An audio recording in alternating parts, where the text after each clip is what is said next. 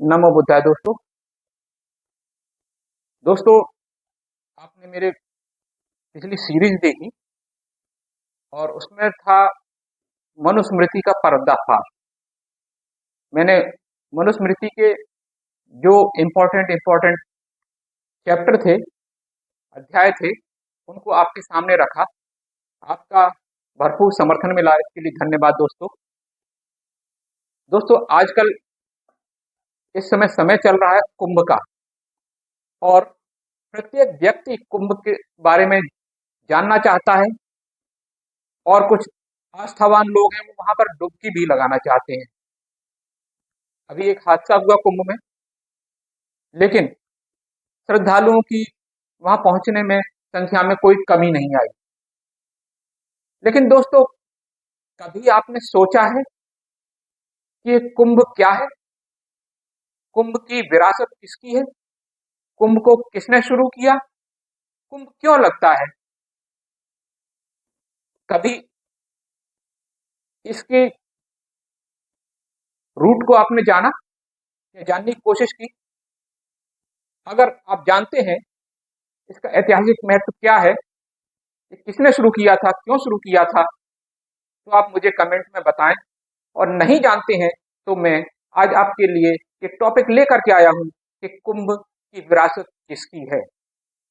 दोस्तों, मैं वीडियो शुरू करने से पहले आपसे रिक्वेस्ट करना चाहूंगा कि मेरे इस वीडियो को अगर आप अच्छा समझते हैं, आपको लगता है इससे कुछ ज्ञान प्राप्त हुआ, तो इसको लाइक कीजिए, चैनल को सब्सक्राइब कीजिए दोस्तों अगर आप मेरे चैनल पर नए हैं, और ज्यादा से ज्यादा शेयर कीजिए जिससे ये जानकारी हमारे सभी जनमानस के पास पहुंच सके। तो दोस्तों, शुरू करता हूं आज का वीडियो।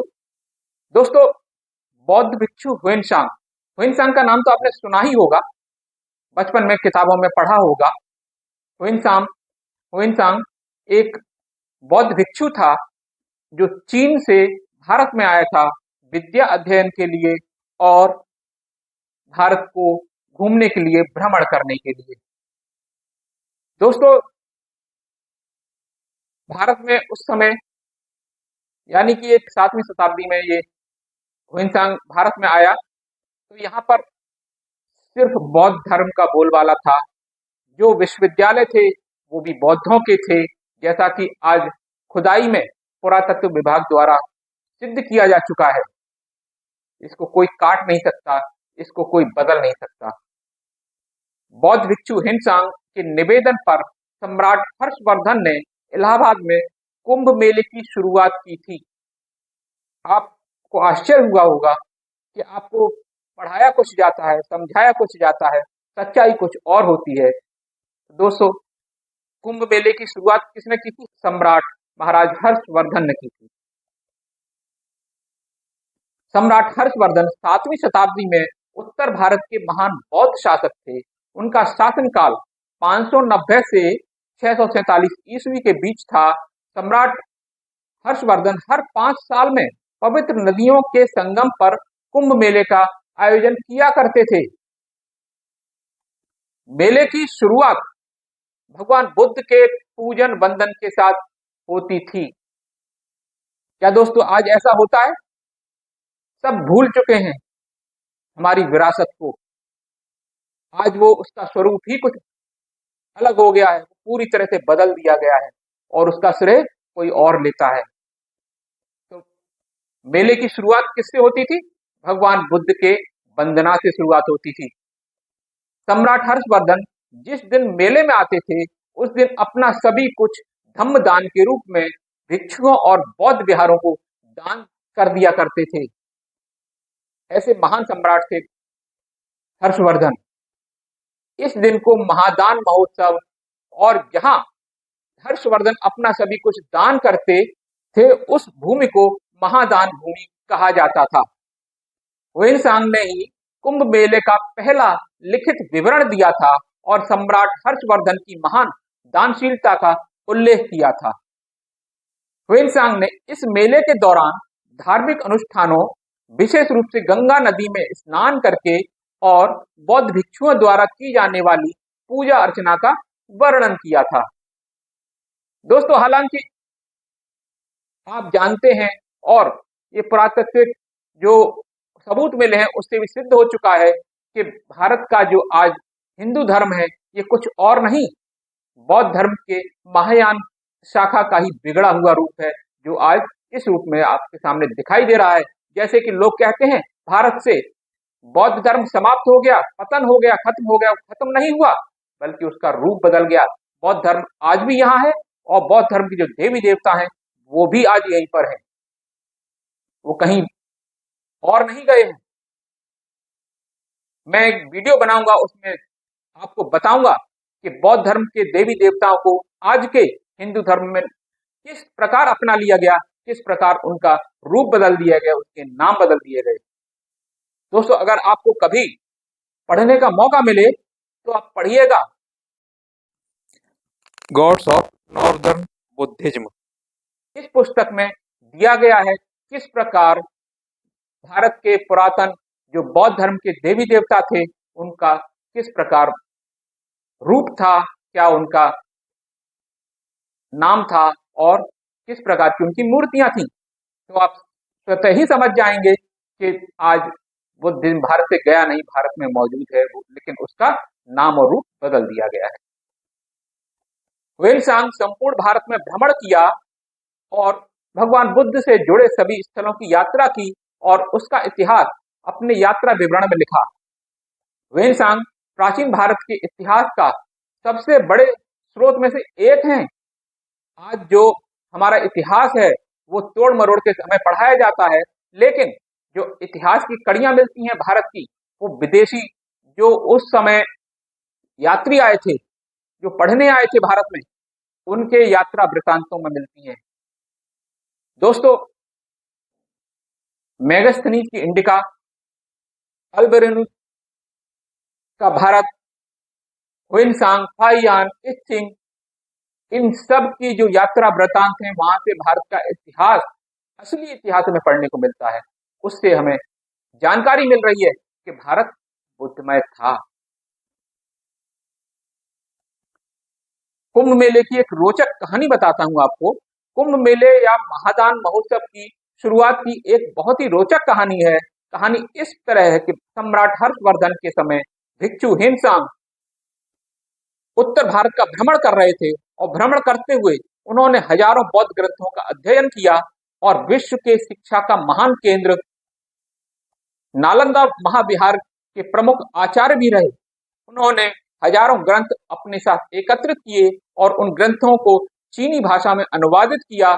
जब उन्हें लगा कि अब उन्हें वापस चीन लौटना चाहिए, तब उन्होंने अपने वापस चीन लौटने की घोषणा कर दी। सम्राट हर्षवर्धन यह बात सुनकर काफी दुखी हुए और उन्होंने भिक्षु हिनसांग से कुछ दिन और रुकने की याचना की। इस पर भिक्षु हिनसांग ने कहा कि महाराज, मैं कुछ दिन और रुक सकता हूं, परंतु मेरी एक शर्त है।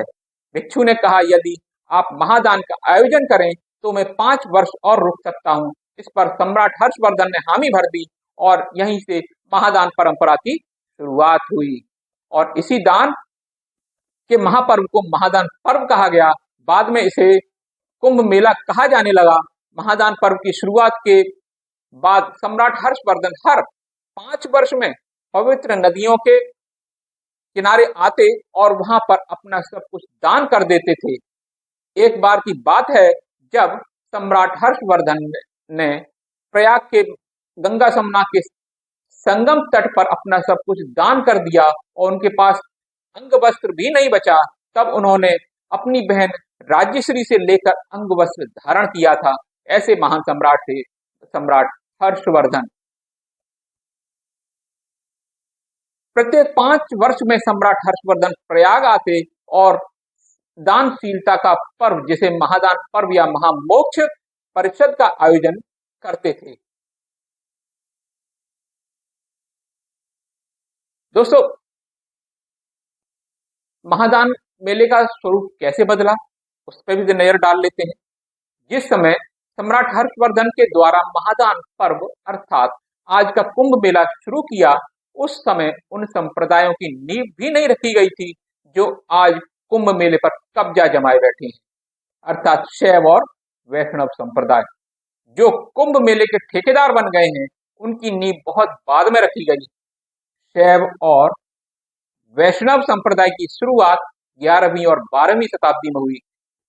शैव और वैष्णव संप्रदाय की शुरुआत बौद्ध धर्म के महाविहारों और परंपराओं पर कब्जा कर हुई। बौद्ध धर्म की महायानी और तंत्रयानी शाखा की कुछ परंपराओं को लेकर इन संप्रदायों की स्थापना की गई। जब मौलिक बौद्ध संप्रदाय अर्थात महायान संप्रदाय नाथ, सिद्ध और भक्ति परंपरा और कबीर, रैदास की संत परंपराओं में विभाजित हो गया, उस समय ब्राह्मण संप्रदायों ने सभी प्रमुख बुद्ध विहारों और सभी प्रमुख बौद्ध पर्वों का स्वरूप बदलना शुरू कर दिया और यहीं से कुंभ मेला और देश के बड़े बुद्ध विहारों को विश्व में शिक्षा के जो महान केंद्र माने जाते थे उनका स्वरूप बदलना शुरू हो गया और बुद्ध मूल बौद्ध संप्रदाय के लोगों को अंधेरे में रखकर ब्राह्मण संप्रदाय के लोगों, उस समय के शासकों अर्थात तुर्क और मुगल राजाओं के साथ साठगांठ स्थापित कर भगवान बुद्ध की महान ज्ञान परंपरा को पाखंड की परंपरा में बदल दिया गया। सम्राट अशोक का भी महान प्रयाग से अटूट नाता है। सम्राट अशोक महान ने प्रयाग में एक स्तंभ स्थापित कराया था जो आज भी प्रयागराज जिले के किले में संरक्षित है। यहाँ सम्राट अशोक का एक शिलालेख भी है जिसमें बौद्ध धर्म और शासन को लेकर के कई निर्देश और आदेश लिखे हुए हैं। सम्राट अशोक के समय ही प्रयाग एक महान बौद्ध तीर्थ स्थल बन गया था। दोस्तों ये किसकी विरासत है? बौद्धों की विरासत है, जिसे बाद में सम्राट हर्षवर्धन ने महामोक्ष परिषद का आयोजन कर संस्कृति और ज्ञान का महान केंद्र बना दिया था और महादान भूमि के रूप में प्रसिद्ध कर दिया। बताया जाता है कि सम्राट अशोक ने यहाँ पर 100 फीट ऊंचा एक बौद्ध स्तूप भी बनवाया था जो आज मौजूद नहीं है, परंतु इतिहास में इसका भी बड़ा महत्व है। उपरोक्त सभी तथ्य जानकर मुझे लगता है कि आपको जानकारी हो गई होगी कि प्रयाग एक बौद्ध स्थल है और कुंभ मेला एक बौद्ध मेला है। ब्राह्मण की जो कथाएं लिख करके भारत के इतिहास को बर्बाद करने का काम कर रहे हैं और उनकी काल्पनिक कथाएं यहाँ तक पहुंच चुकी हैं कि इतिहास के प्रमुख चीजों को बदलकर सभी भारतीयों को भटकाकर इतिहास के स्थलों और ऐतिहासिक पर्वों पर कब्जा जमाकर उन्हें खत्म कर रहे हैं। हमें सभी भारतीय पर्वों की ऐतिहासिकता खोजने और उनके मूल स्वरूप में स्थापित करने की जरूरत है। दोस्तों समझ में आया कि जो महादान उत्सव था, महादान मेला था, उसको किस प्रकार कुंभ में बदला गया। तो दोस्तों गर्व करो कुंभ पर, गर्व करो अपनी परंपरा पर, गर्व करो अपनी विरासत पर। जो बौद्धों की विरासत थी, आपके जो पूर्वज थे वो महान थे, उन्हीं ने भारत को सभ्यता और शांति का संदेश दिया है। जो विश्व में भारत जाना जाता है ना कि भारत सोने की चिड़िया थी, वो सोने की चिड़िया बौद्धों के समय थी जब बौद्धों का शासन हुआ करता था। तो आज भी हमें उसी विरासत की आवश्यकता है, उसी संस्कृति की आवश्यकता है। भारत को अगर विकसित बनाना है तो भारत को बुद्धमय करना होगा। इन्हीं शब्दों के साथ मैं आज का वीडियो समाप्त करता हूं। और आपको दोस्तों कैसा लगा आज का वीडियो? अगर अच्छा लगा हो तो लाइक कीजिए, चैनल को सब्सक्राइब कीजिए। दोस्तों मिलता हूं अगले वीडियो में, तब तक के लिए नमो बुद्धाय।